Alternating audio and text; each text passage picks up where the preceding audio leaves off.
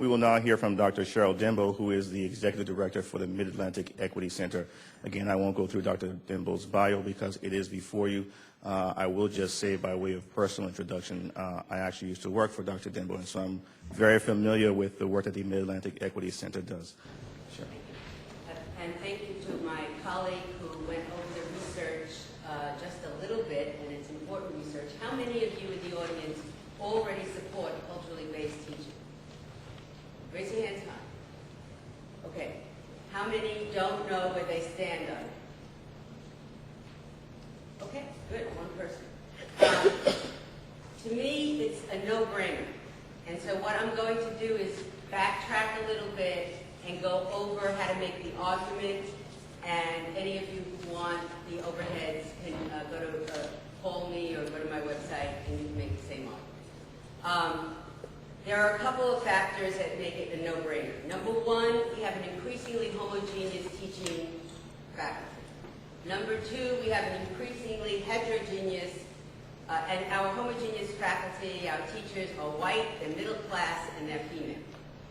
Our students are heterogeneous, they're African American, they're Native American, they're Latino, and frequently of working class.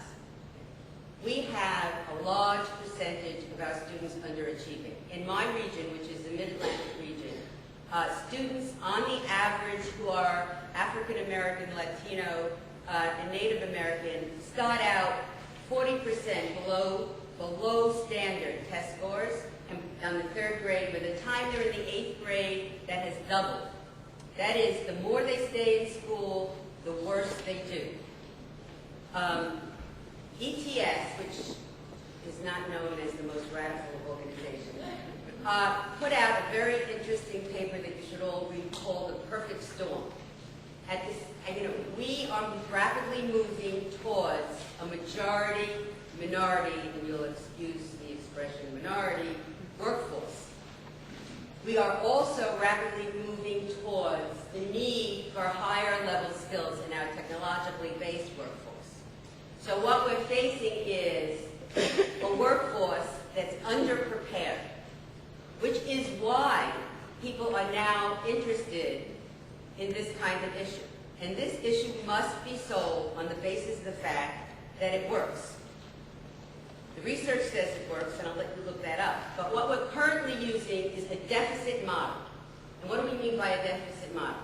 Students usually of some culturally diverse group, and that's a problem too, but because culturally diverse from where, so I can't find a good word, but okay. Culturally diverse students are not achieving, so we supplement their coursework, right?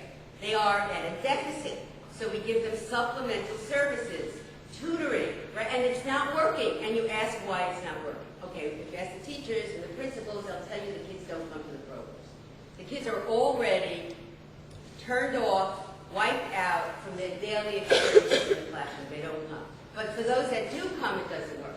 You know why it doesn't work? It doesn't work because what they're teaching in those supplemental programs does not, in the main, have anything to do with what's done during the day. Okay, so our supplemental deficit model is not working.